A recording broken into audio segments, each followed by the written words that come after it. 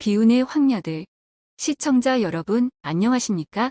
오늘부터 잠시 쉬어가는 시간을 가지기 위해 삼국지와 수호지의 연재를 몇 주간 쉬기로 하면서 머리를 식히는 시간을 갖기 위해 연재 중인 두 소설 콘텐츠와는 전혀 다른 콘텐츠로 방송을 진행하려고 합니다.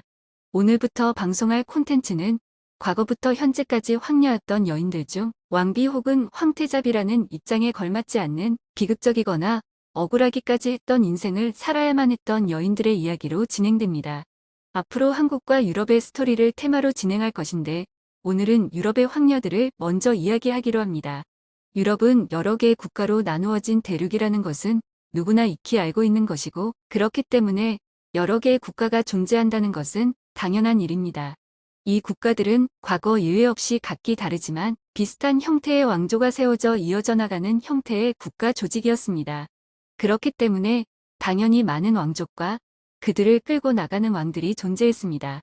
왕들이 존재했었다는 것은 당연히 그 왕보다 훨씬 많은 숫자의 황녀들도 존재했었다는 말이 될 겁니다.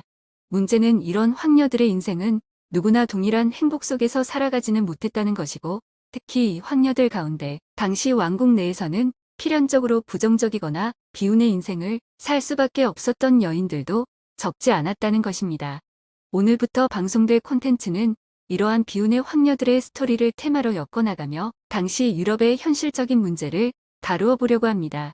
과거 유럽의 황실은 종교적인 영향을 매우 중요시 여겼고 그들의 가장 중요한 것이 가톨릭이었으며 그렇기 때문에 대부분의 왕조들은 일부일처제를 엄격히 지켜나가는 것을 당연시했었습니다. 물론 대부분의 왕들은 국내 이곳저곳에 몇 명씩 놀이개와 같은 입장의 여인들을 정부로 두고 대부분 정략 결혼의 희생양이었던 왕비들을 무시하고 정부들의 품에서 허우적거리듯한 생활을 하는 것을 당연한 것처럼 여겼습니다. 이때 정부들 역시 언제나 자신들을 놀이객감 정도로밖에 생각하지 않는 왕의 변덕 때문에 한시도 마음 편히 지내지 못하며 언제나 그의 환심을 사기 위해 자신의 모든 것을 바치며 전전긍긍하는 삶을 살아야만 했던 것도 그녀들의 운명이었습니다. 여기에 더하여 왕실에서 일어나는 사건들의 결말 대부분은 항상 부정적인 것이었고 그것에 대한 책임과 질책은 결국 거의 모든 것이 정부들의 몫이 되는 것은 당연지사로 여겨졌습니다. 왕이 올바른 정치를 못하여 무모한 행위로 인한 혼란이나 사건이 터져도 정치권의 대신들은 물론 일반 백성들조차도 왕을 욕하기보다는 그의 곁에 있는 정부들이 왕을 홀렸다거나 혹은 사치가 심한 것이 원인이었다고 그녀들에게 화살을 돌리며 욕하는 것이 보통이었습니다. 이렇게 왕비나 왕의 정부였던 여인들은 누구도 편하게 생활하지 못했고 특히 정부들은 대부분 왕의 버림을 받게 되는 것이 보통이었고 이렇게 버림을 받았거나 혹은 왕이 먼저 죽었을 경우 그녀들의 앞날은 더욱 비참하였습니다. 사실상 그녀들의 잘못도 아니었던 정부의 생활을 대신들이 간통으로 결론을 지으면 그녀들은 대부분 수녀원에 들어가 그것을 참여하며 살아야 했고 매우 재수가 좋은 경우 어느 정도의 연금을 받으며 재혼을 하는 경우도 있었습니다. 그러나 왕이 먼저 죽었을 경우 대부분의 정부들이 겪었던 가장 무서운 일은 자기들 때문에 오랜 세월을 독수공방하듯 살아왔던 역시 비운의 여인이었던 왕비들의 잔인한 복수국의 대상이 되어 극치에 달한 고통을 온몸으로 받는 일이었습니다. 유럽의 여러 왕조에 수많은 왕들이 있었고 이처럼 대부분 이 왕들에게 정략 결혼으로 왕비가 된 여인들의 삶은 누구나 할 것 없이 거의 모든 생활이 무미건조하였고 더 정확히 말하자면 불행했다고 밖에는 표현할 말이 없을 정도의 생활이었습니다. 하지만 이런 비참한 삶을 살아야 했던 왕비들도 햇빛을 볼 수 있는 시간은 절대적으로 돌아왔는데 그때가 바로 왕이 중병에 걸려 자리에 눕게 되거나 혹은 죽는 순간부터였습니다. 이때부터는 왕비로서의 빛이 바라기 시작했는데 지난날 정부들에게 사랑을 뺏기고 언제나 차가운 궁의 한 구석에서 구슬픈 삶을 살아야 했던 인생의 모든 것을 대부분의 왕비들은 순간 폭발적으로 빛을 발하며 왕의 모든 것을 독차지하게 되며 무한의 힘을 갖기 시작합니다. 물론 이 힘도 일시적이었지만 그녀들의 한을 풀기에는 충분했으며 이렇게 순간적인 힘을 발할 수 있게 된 순간을 왕비들은 놓치지 않고 그동안 자신을 궁의 한 구석으로 몰아넣고 왕의 사랑을 받으며 희희낙낙했던 정부들에게 자신이 할 수 있는 모든 잔인함을 퍼부어댑니다. 일례로 영국의 왕인 에드워드 4세가 죽고 나자 그의 정부였던 제인 쇼어는 앙심을 품고 있던 왕비의 극에 달한 복수로 런던 한복판을 걸어가며 수많은 백성들에게 무수한 돌 세례를 받아야만 했습니다.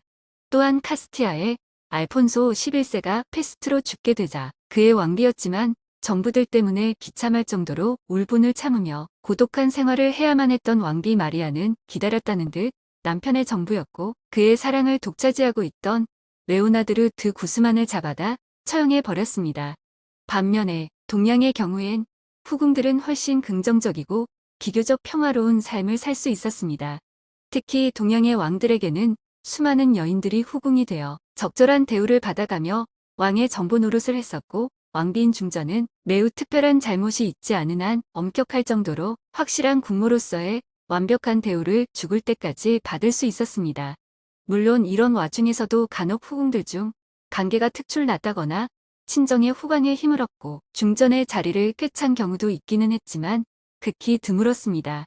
이것과 비교할 때 유럽 여러 왕조들의 궁에서 살아가야 했던 여인들, 특히 왕비들과 정부들의 삶은 왕비는 왕비대로, 정부는 정부들대로 오직 왕의 눈치를 살피며 다들 힘겨운 인생의 역경을 겪을 수밖에 없었습니다. 유럽의 왕들은 누구나 겉으로는 종교를 내세워 그 신앙을 신봉하며 가장 고귀한 척하며 거드름을 피우는 모습을 보였지만 귀로는 정부들을 두고 그녀들을 놀이개로 삼아 쾌락을 즐겨가면서도 정부들인 여인들을 한시도 편하게 해주지 않았습니다. 그러다가 어느 순간 죽을 징조가 보이게 될 때면 지옥으로 떨어져 버릴 것을 두려워하며 치사할 정도로 강력하게 자신이 놀이개로 삼아 즐기던 정부들의 존재 자체를 부정하면서 누구보다도 역겨운 인간상을 보인 것이 왕들이었고 예외 없이 불편한 죽음을 맞이합니다. 유럽의 왕들에게 정략 결혼을 함으로써 행복하기보다는 외롭고 고통스러운 삶을 살아야 했던 왕비들은 수없이 많았지만 그들 중 상황에 따라선 우리들이 알고 있는 것에 상당한 오해가 있을 수도 있는 프랑스의 왕비였던 마리 앙뚜아네트를 조명해보면 그녀가 이해가 되기도 합니다.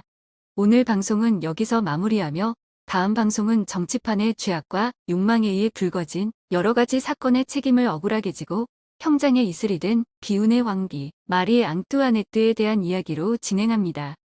구독과 좋아요는 콘텐츠 제작에 큰 힘이 됩니다. 구독, 좋아요, 알림 설정을 부탁드리며 방송을 마치겠습니다. 감사합니다.